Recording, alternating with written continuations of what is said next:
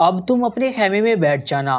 جب محمد کے مخبر آئیں تو رازداری کے ساتھ ان سے گفتگو کرنا، اور ان سے گفتگو کرنے کے بعد مجھ سے یہ کسی اور سے بات چیت مت کرنا، اور ان کے ساتھ روانہ ہو جانا، اور ان پر یہ ظاہر کرنا کہ تم بڑی رازداری اور خفیہ طور پر یہاں سے کوچ کر رہے ہو۔ اس طرح وہ تم پر بھروسہ اور اعتماد کریں گے، اور محمد کے لشکر میں جا کر تم اپنی کارروائی کی ابتدا کر سکو گے۔ ایاز بن سیف الدین نے سلطان برقرار کی تجویز سے اتفاق کیا تھا، پھر سلطان کے کہنے پر اٹھ کر اپنے خیمے کی طرف چلا گیا تھا۔ اسی روز شام سے کچھ پہلے سلطان برقرار کا لشکر کا ایک چھوٹا سالار 2 آدمیوں کو لے کر ایاز کے خیمے کے دروازے پر نمودار ہوا اور کہنے لگا، امیر، یہ 2 شخص آپ سے ملنا چاہتے ہیں۔ یہ آواز سن کر ایاز بن سیف الدین اپنی جگہ سے اٹھ کھڑا ہوا تھا، خیمے کے دروازے پر آیا اور پھر ان دونوں کی طرف دیکھتے ہوئے کہنے لگا، تم دونوں کہاں سے آئے ہو اور کیا کہنا چاہتے ہو؟ میں تمہیں نہیں جانتا اور نہ ہی شکل سے پہچانتا ہوں۔ اس پر ان میں سے ایک دھیمے سے لہجے میں کہنے لگا، امیر، آپ پہلے ہمیں بیٹھنے کے لیے نہیں کہیں گے تاکہ ہم جو کچھ کہنا چاہتے ہیں تفصیل سے کہیں۔ اس پر ایاز انہیں خیمے کے اندر لے گیا۔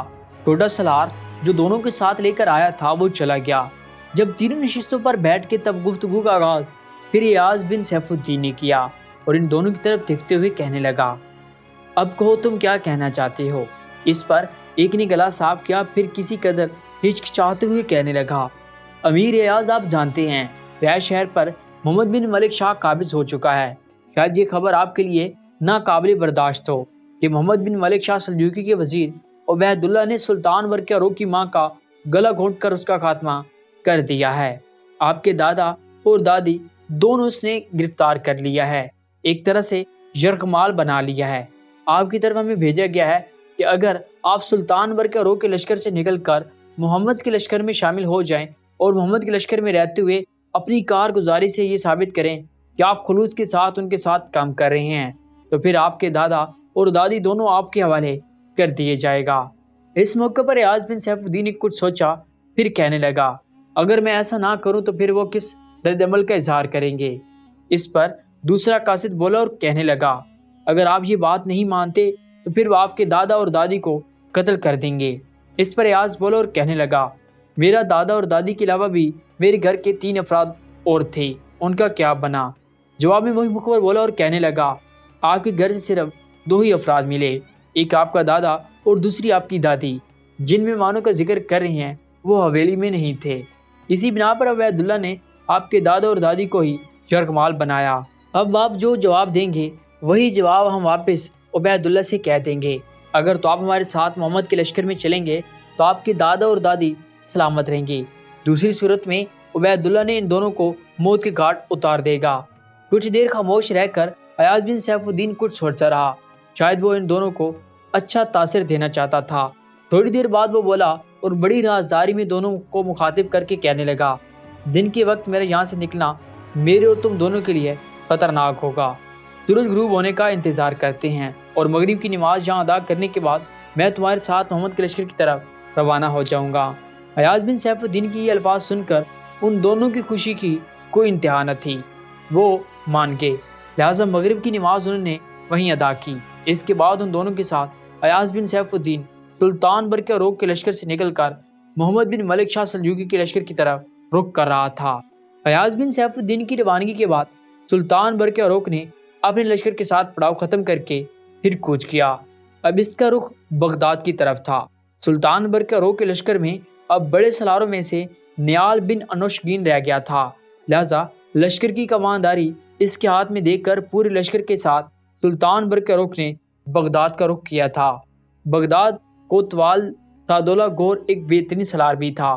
اسے جب سلطان برقرار کے آنے کی اطلاع ہوئی تو وہ بغداد سے نکل کر سلطان محمد کی طرف بھاگا تھا، اور سلطان محمد کی طرف جاتے ہوئے سعد الدولہ نے تیز رفتار قاصد محمد اور اس کے وزیر عبید اللہ کی طرف روانہ کیے اور انہیں سلطان برقرار کے بغداد میں داخل ہونے سے مطلع کیا تھا اور برقرار کے مقابلے میں لشکر بھیجنے کی درخواست کی تھی۔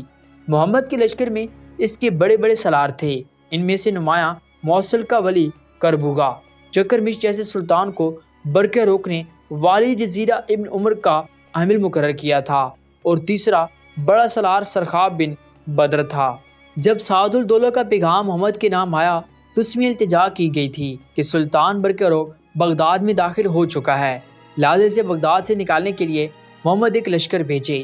چنانچہ محمد اور اس کے وزیر عبید اللہ نے آپس میں صلاح مشورہ کیا اور یہ فیصلہ کیا کہ سلطان برقرار کا مقابلہ کرنے کے لیے امیر کربوگا، والی موصل اور جزیرہ ابن عمر کے حاکم چکرمیش کو ایک بڑے لشکر کے ساتھ روانہ کیا جائے۔ چکرمیش سلطان برقرار کا سالار رہ چکا تھا اور وہ کسی بھی صورت سلطان سے ٹکرانا نہ چاہتا تھا۔ جب اس کے ذمہ یہ کام لگایا گیا کہ وہ لشکر لے کر جائے، امیر کربوگا اس کے ساتھ ہوگا اور سلطان برقرار کو بغداد سے نکالے، تو چکرمیش نے یہ ظاہر کیا کہ میرے اپنے علاقوں میں بے حد ابتری اور افراتفری پھیلی ہوئی ہے، لہٰذا مجھے واپس جانے کی اجازت دی جائے تاکہ میں جا کے اپنے علاقوں کے حالات کو بہتر کروں۔ اس وقت تک سعد الدولہ بھی محمد اور اس کے وزیر عبید اللہ کے پاس پہنچ چکا تھا۔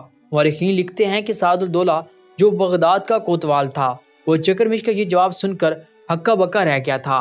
چنانچہ اس موقع پر انہوں نے چکرمیش سے ٹکرانے یا تکرار پیدا کرنے کی کوشش نہ کی، جس سے فائدہ اٹھا کر چکرمیش اپنے لشکر کو لے کر واپس چلا گیا تھا اور کچھ فاصلہ طے کرنے کے بعد اپنے علاقوں کی طرف جانے کی بجائے وہ سلطان برقرار کی خدمت میں حاضر ہوا، سلطان سے کی گئی معافی مانگی اور سلطان کے لشکر میں شامل ہو گیا۔ اس کے بعد امیر کربوگا نے بھی سعد الدولہ کے ساتھ جا کر سلطان برقرار کے ٹکرانے سے معذرت کر لی اور وہ بھی اپنے حصے کا لشکر لے کر محمد اور عبید اللہ کے لشکر سے نکلا اور ایک چکر لگاتا ہوا وہ بھی سلطان برقرار کی طرف چلا گیا تھا۔ امیر کربوگا اور چکرمیش کے اس فیصلے سے ایک ہیجان اور انقلاب برپا ہوا اور ان کا تیسرا ساتھی سرخاب بن بدر بھی حرکت میں آیا، وہ بھی ان کے پیچھے پیچھے سلطان برقرار کی طرف ہو لیا۔ بغداد کا کوتوال سعد الدولہ گوہر، جو اس سے پہلے محمد کے ہاتھوں اور سلطان برقرار کے خلاف تھا، اس نے جب یہ انقلاب اور تبدیلی دیکھی تو بڑا حیرت زدہ ہوا۔ وہ جانتا تھا کہ کربوگا، چکرمیش اور سرخاب بن بدر نے صحیح فیصلہ کیا ہے، لہٰذا ان کے پیچھے پیچھے سعد الدولہ گور بھی سلطان برقرار کی طرف روانہ ہوا۔ چکرمیش پہلے ہی سلطان کے پاس پہنچ کر معذرت کر چکا تھا، سلطان سے معافی مانگ چکا تھا اور سلطان کے لشکر میں شامل ہو چکا تھا۔ اس کے 2-3 دن بعد امیر کربوگا جنگ کا بہترین تجربہ رکھتا تھا۔ سرخاب بن بدر جو اچھے سلاروں میں تھا رہا، سعد الدولہ وہ بھی جنگ کا بہترین تجربہ رکھتا تھا۔ بغداد میں سلطان برقرار کی خدمت میں حاضر ہوئے۔ سلطان برقرار سے جب وہ معافی مانگنے لگے تو سلطان بڑا متاثر ہوا، ان کے خلاف کوئی کارروائی نہیں کی اور انہیں اپنے ہاں خوش آمدید کہا اور لشکر میں شامل کر لیا۔ اس طرح سلطان برقرار کو ایاز بن سیف الدین کی جانے کے بعد 4 اچھے سالار مل گئے تھے۔ دوسری طرف امیر کربوگا، سرخاب بن بدر، چکرمیش اور سعد الدولہ کے جانے کے بعد محمد اور اس کے وزیر عبید اللہ کو ایک طرح سے دکھ اور صدمہ کا جھٹکا لگا تھا کہ 4 اچھے سالار انہیں چھوڑ کر چلے گئے ہیں۔ تاہم کچھ مخبروں نے انہیں یہ اطلاع دی تھی کہ جو 2 مخبر ایاز سیف الدین کی طرف گئے تھے وہ اپنے مقصد میں کامیاب ہوئے ہیں اور ایاز بن سیف الدین کو لے کر وہ محمد کی لشکر کی طرف بڑھ رہے ہیں۔ یہ خبر سن کر محمد اور اس کے وزیر عبید اللہ کو کافی حوصلہ ہوا، اس لیے کہ وہ دونوں جانتے تھے ایاز بن سیف الدین سارے سالاروں سے عمدہ اور بہترین سالار جانا جاتا تھا اور بڑے سے بڑے لشکریوں کو الٹ کر اپنی فتح مندی کو یقینی بنانے کا ہنر رکھتا تھا، لہٰذا وہ دونوں بڑی بے چینی سے ایاز بن سیف الدین کی آمد کا انتظار کرنے لگے تھے۔ ہمدان شہر کی نواح میں ایک روز محمد اور اس کا وزیر عبید اللہ دونوں اپنے پڑاؤ کا جائزہ لے رہے تھے۔ لشکر کے پڑاؤ کے اندر ایک شور اٹھ کھڑا ہوا۔ وزیر عبید اللہ نے جب استفسار کیا تب پتہ چلا کہ ایاز بن سیف الدین ان کے لشکر میں داخل ہوا ہے۔ یہ خبر سن کر محمد اور عبید اللہ دونوں نے بے پناہ خوشی کا اظہار کیا اور آگے بڑھ کر انہوں نے ایاز بن سیف الدین کا استقبال کیا۔ دونوں اس کے پاس آئے۔ ایاز بن سیف الدین اپنے گھوڑے سے اترا، دونوں کے ساتھ پرجوش مصافحہ کیا اور مصافحہ کرنے کے بعد محمد ایک بار پھر ایاز بن سیف الدین کو گلے لگا کر ملا اور ایسے ہی عبید اللہ نے بھی کیا۔ اس کے بعد عبید اللہ کے کہنے پر سلطان محمد ایاز بن سیف الدین کو اپنے خیمے میں لے گیا اور عبید اللہ بھی ساتھ تھا۔ جب تینوں نشستوں پر بیٹھ گئے تب گفتگو کا آغاز محمد نے اور ایاز بن سیف الدین کو مخاطب کر کے کہنے لگا، ایاز میری بڑی خواہش تھی کہ تو میرے لشکر میں شامل ہو، گو تمہیں اپنے لشکر میں شامل کرنے کے لیے ہم نے ایک اچھا حربہ استعمال نہیں کیا، لیکن اس کے علاوہ ہمارے پاس کوئی اور حربہ اور چارہ بھی نہیں تھا۔ میں تم سے کہتا ہوں تم اسے محسوس نہ کرنا، تمہارے دادا اور دادی محفوظ ہاتھوں میں ہیں اور اگر میں اپنے بھائی برقرار کے خلاف کامیابی حاصل کر گیا تو میرے ہاں میری سلطنت کے سیاہ سفید کے مالک تم ہوگے۔ ایاز بن سیف الدین کو کیونکہ سارے حالات کا علم تھا، اس بنا پر وہ ہر بات مانتا گیا۔ جس سے محمد اور عبیداللہ نے خوشی کا اظہار کیا۔ پھر سارے لشکریوں سے ایاز بن سیف الدین کا تعارف کرایا گیا اور سب کے لیے یہ حکم جاری کر دیا گیا کہ لشکر کا سالار اعلیٰ ایاز بن سیف الدین ہے اور محمد اور عبیداللہ کے بعد ایاز بن سیف الدین کا ہر حکم مانا جائے گا۔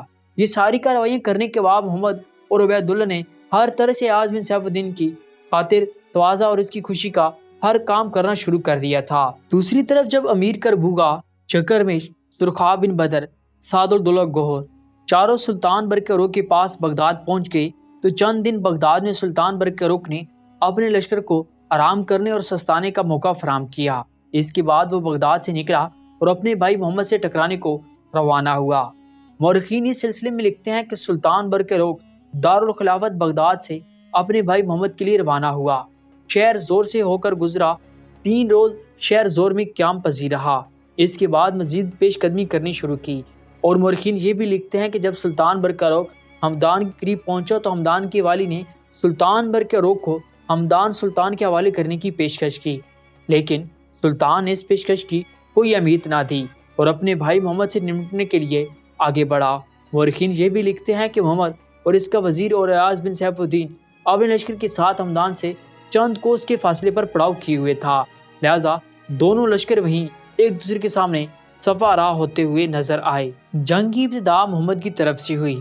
اس نے اپنے لشکر کے جتنے حصے تھے ان کی اصل کمانداری ایاز بن سیف الدین کے سپرد کر رکھی تھی، لہذا محمد اور اس کے وزیر عبیداللہ کے کہنے پر جنگ کی ابتدا ایاز بن سیف الدین نے کی۔ چنانچہ محمد، عبیداللہ اور ایاز بن سیف الدین سلطان برقرار کے لشکر پر مضطرب و دل و سختہ ماحول میں روح کی گہرائیوں تک اثر جانے والی سرابوں کی ہولناک اذیتوں، بقا کے پیمانے ریزہ ریزہ کرتی مرگ کی خونی دیمک اور جان و سوز حشر اور عدم کا راستہ دکھاتے بغاوتوں کے خونی تیور کی طرح حملہ آور ہوئے تھے۔ جوابی کارروائی کرتے ہوئے سلطان برقرار کا لشکر بھی حوصلوں کے شباب، راحتوں کی چھاؤں کو تمام کرتی موت کی تمازت، لرزیدہ ہاتھوں میں شکست اور دست و باز میں بے نام اندھی شکست طاری کرتی، بپھرتی کڑکتی گرتی برق اور بیکراں شب کے اندیشوں میں برزخ و قیامت کے دراہوں پر کھڑا کر دینے والے عذاب لمحوں کی گھٹاؤں کی طرح ٹوٹ پڑے تھے۔ ہمدان کی نواح میں اس طرح دونوں لشکریوں کے ٹکرانے سے زرگام کے اندر گناہ کے بگولے، قدرت کے قہر اور تعصب کی لہریں، نفرتوں کی بے اما فتنہ گری، دکھ کے افریت اور وحشتوں کے سراب ناچ اٹھے تھے، موت کی موجوں کے تندریلے سینوں میں خلش پیدا کرنے لگے تھے۔ فضا تقدیر کے فیصلے اٹھائے کسی ساہکہ پروار کی طرح لوہ کی رگ رگ میں زنگ آلود کرب کھڑا کرنے لگی تھی۔ آوارہ مرگ جذبات کی حرارت، محرومیوں کی سایوں، گرم موزن خون کے اندر ایک ہیجان برپا کرنا شروع ہو گیا تھا۔ کچھ دیر تک دونوں لشکریوں میں ہولناک اور کرب خیز جنگ ہوئی، جس کے نتیجے میں سلطان برقرار کو شکست کا سامنا کرنا پڑا۔ مورخین اپنے طور پر اس جنگ کا نقشہ کچھ اس طرح پیش کرتے ہیں۔ ہمدان کی نواح میں چند کوسوں کے فاصلے پر صف آرا ہوئی۔ برقرار کے میمنہ پر سعد الدولہ گور اور سرخاب بن بدر مقرر ہوئے۔ مجسرہ پر امیر کربوگا کو سالار مقرر کیا گیا۔ محمد کے میمنہ پر ایاز تھا، اس کے مجسرہ پر عبیداللہ اور قلب لشکر میں خود محمد تھا۔ مورخین مزید لکھتے ہیں کہ برقرار کے میمنہ نے جس کی کمانداری سعد الدولہ گوہر کر رہا تھا، محمد کے لشکر کے اس حصے پر حملہ آور ہوا جس کی کمانداری اس کے وزیر عبیداللہ کے ہاتھ میں تھی۔ عبیداللہ سعد الدولہ گور کو حملہ کو برداشت نہ کر سکا، ایک طرح سے بھاگ کر پیچھے ہٹا۔ چنانچہ سعد الدولہ اپنے حصے کے لشکر ایک فتح مند گروہ کی طرح لڑتا لڑتا محمد کے خیمے تک پہنچ گیا اور اس طرح اس نے محمد کے وزیر عبیداللہ کے خیمے کو لوٹ لیا۔ مورخین مزید کہتے ہیں کہ اسی دوران محمد کے میمنہ نے جس کی کمانداری ایاز کر رہا تھا، برقرار کے میمنہ پر حملہ کیا جس کی کمانداری سعد الدولہ گور کے ہاتھ میں تھی۔ سعد الدولہ کو جنگ کا وسیع تجربہ تھا، لیکن ایاز کے حملوں کے سامنے ٹک نہ سکا اور اسے ایاز کے مقابلے میں بقول مورخین شکست کا سامنا کرنا پڑا۔ مورخین مزید لکھتے ہیں کہ محمد نے یہ رنگ دیکھا تو برقرار پر ایک زوردار حملہ کیا، چنانچہ اس حملے سے برقرار کا لشکر بے قابو ہو کر بھاگ نکلا، اس لیے کہ ایاز نے پہلے ایک لشکر کے حصے کو شکست دے کر ان کے حوصلوں کو پسپا کر دیا تھا۔ مورخین مزید کہتے ہیں کہ جب سلطان برقرار کو شکست کا سامنا کرنا پڑا اور وہ پسپا ہو گیا، تب محمد اپنی جگہ پر کھڑا لڑائی کا تماشا دیکھتا رہا۔ اس دوران سعد الدولہ کا گھوڑا اچانک ٹھوکر کھا گیا اور وہ اپنے گھوڑے سے گر گیا۔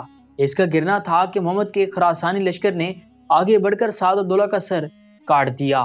اس طرح اس جنگ میں سعد الدولہ کام آیا اور سلطان برقرار شکست اٹھا کر بھاگنے پر مجبور ہوا۔ اس سعد الدولہ سے متعلق مورخین لکھتے ہیں کہ اس کا ابتدائی حال یہ ہے کہ سعد الدولہ خاندان بویہ کے آخری حکمران ابو کالی جار کا غلام اور خادم تھا۔ خاندان بویہ کی بغداد پر بڑی گرفت تھی، پر سلجوکیوں نے ان پر حملہ آور ہو کر ان کا خاتمہ کر دیا تھا۔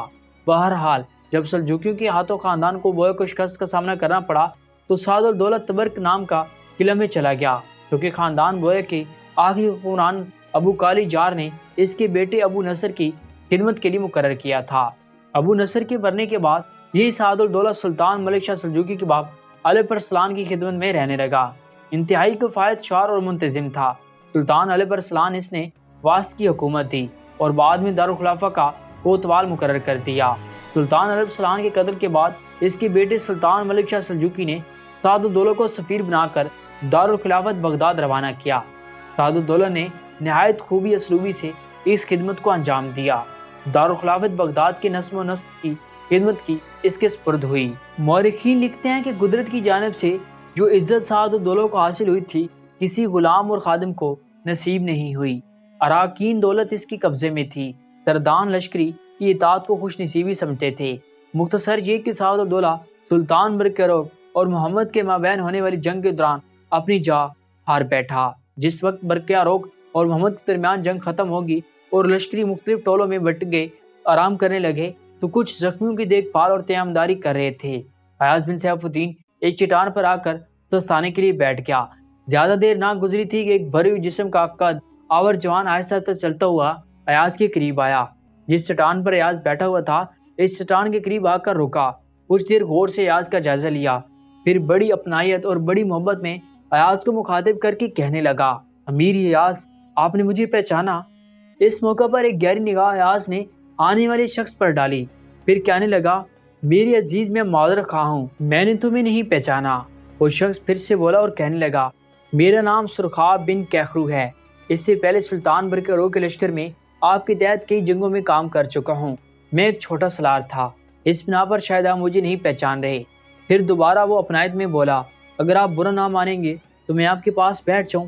ایاز چٹان کی ایک طرف ہو گیا، خالی حصے پر ہاتھ مارا اور کہنے لگا، بے شک بیٹھو۔ سرخاب بن کیخرو جب بیٹھ گیا تب اس کی طرف غور سے دیکھتے ہوئے ایاز کہنے لگا، محمد کے لشکر میں ایک سالار سرخاب بن بدر تھا، جب سلطان برقرار کے لشکر میں جا چکا ہے، کیا تم اس کے عزیز ہو یا رشتہ دار ہو؟ اس پر وہ مسکرائے اور کہنے لگا، امیر، میں نہ اس کا رشتہ دار ہوں نہ اس کا قریبی دوست ہوں، بس یوں جانے ہمارے نام آپس میں مل گئے ہیں، اس کے علاوہ اور کچھ نہیں ہے۔ کچھ دیر خاموشی رہی، یہاں تک کہ سرخاب بن کیخرو غور سے ایاز کی طرف دیکھتے ہوئے کہنے لگا، امیر، میں آپ کو اس چٹان پر پریشان اور فکر مندی کی حالت میں بیٹھا دیکھا تو مجبور ہو گیا اور آپ کی طرف آیا۔ اگر آپ برا نہ مانیں تو میرے دل کہتا ہے آپ کو یہ افسوس اور دکھ ہو رہا ہے کہ آپ کی وجہ سے سلطان برقرار کو ناکامی اور شکست کا سامنا دیکھنا پڑا۔ ایاز نے چونک کر اس کی طرف دیکھا، کچھ کہنا چاہتا تھا کہ سرخاب پھر بول اٹھا، امیر، برا نہیں مانیے گا، آپ مجھ پر پورا اعتماد اور بھروسہ کر سکتے ہیں۔ میں خود سلطان برقرار کا حامی ہوں اور ان لوگوں سے تنگ ہوں۔ ان لوگوں نے میرے کچھ عزیزوں کو پکڑ لیا تھا جن کی بنا پر میں لشکر میں شامل ہوا۔ اب مجھے پتا چلا کہ میرے ان عزیزوں کو موت کے گھاٹ اتار دیا گیا ہے اور یہ کام کرنے والا محمد کا وزیر عبید اللہ ہے۔ خداوند قدوس نے اگر کسی موقع پر مہلت دی تو اس عبید اللہ کی گردن میں ضرور کاٹوں گا، اور میرا دل یہ بھی کہتا ہے یعنی قریب ایک ایسا وقت آئے گا کہ محمد کے لشکر سے نکل کر اپنے کچھ ساتھیوں کے ساتھ سلطان برقرار کی طرف چلا جاؤں گا۔ یہاں تک کہنے کے بعد سرخاب کیخرو دم لینے کے لیے رکا اور اس کے بعد ایاز کو مخاطب کرتے ہوئے کہہ رہا تھا، آپ برا نہ مانیے گا، میں جانتا ہوں آپ کے دل میں سلطان برقرار کی کس قدر محبت اور چاہت ہے۔ میں بھی یہ جانتا ہوں کہ آپ کو مجبور کر کے محمد کے لشکر میں شامل کیا گیا ہے، آپ کے دادا اور دادی کو یرغمال بنا کر یہ کام کیا گیا ہے۔ امیر، آپ کے تحت میں کام کر چکا ہوں، آپ کی محبت اور شفقت میرے دل میں ہے۔ میں آپ سے وعدہ کرتا ہوں آپ کے دادا اور آپ کی دادی کا سراغ لگانے کی کوشش کروں گا، وہ کہاں رکھے گئے ہیں، کس جگہ نے اسیر بنایا گیا ہے۔ اتنا کہنے کے بعد سرخاب رکا، پھر اپنی جگہ سے اٹھا اور کہنے لگا، ہم دونوں کو زیادہ دیر تک اکٹھے نہیں بیٹھنا چاہیے، ایسا نہ ہو کوئی ہم پر شک کرے۔ اور آنے والے دور میں ہم پر یہ لوگ اعتبار کرنا ترک کر دیں۔ امیر، آپ کو ابھی محمد کے لشکر میں اس وقت تک رہنا چاہیے جب تک آپ کے دادا اور دادی کا پتہ نہیں چل جاتا کہ وہ کہاں ہیں۔ جس روز پتہ چل گیا وہ کہاں ہیں، ہم انہیں وہاں سے نکالیں گے اور پھر آپ کا ساتھ سلطان برقرو کے لشکر کی طرف چلے جائیں گے۔ میری آپ سے گزارش ہے، جو کچھ میں نے کہا اسے راز رکھیے گا۔ اس کے ساتھ ہی سرخاب بن کیخو وہاں سے ہٹ گیا تھا۔ اس کی ان باتوں سے یاز بن سیف الدین گہری سوچوں میں ڈوب گیا تھا۔ اتنے میں ایک طرف سے محمد اور اس کا وزیر عبید اللہ آتے دکھائی دیے۔ ان کے ساتھ مل کر وہ زخمی ہونے والے لشکروں کو دیکھ بھال کرنے لگا تھا۔ اس کی جنگ کی خاتمے پر مورخین یوسف لکھتے ہیں کہ اس بغداد کی طرف روانہ کیا گیا اور اس کے ذمہ یہ کام لگایا گیا کہ دارالخلافہ بغداد میں سلطان محمد کے نام کا خطبہ پڑھا جانے کی تاریخ شروع کریں۔ چنانچہ یوسف نام کا یہ شخص بغداد پہنچا جس طرح عبید اللہ نے کہا تھا۔ اس پر عمل کرنے میں کامیاب رہا اور مورخین لکھتے ہیں کہ 15 رجب کو جامع بغداد میں محمد کے نام سلطان لگا کر اس کے نام کا خطبہ پڑھا جانے لگا۔